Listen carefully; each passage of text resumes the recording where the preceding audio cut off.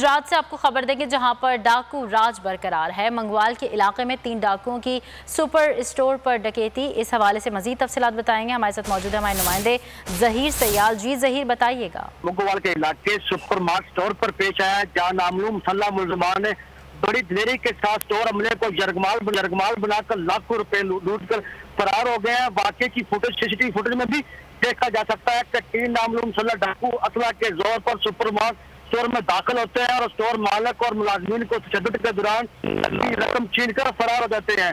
Police थाना मुंगोवाल समेत दीगर कानून नाफज करने वाले इदारे को के एहलकार जायबुआ पर मौजूद है और शवाहिद इकट्ठे कर रहे हैं। जबकि डीपीओ गुजरात उमर फरूख सलामत ने डकैती वारदात वाकये की रिपोर्ट डीएसपी सदर सर्कल से रिपोर्ट तलब कर ली है और मुलजमान को 48 घंटे में गिरफ्तार करने के इक़दाम भी जारी किए हैं।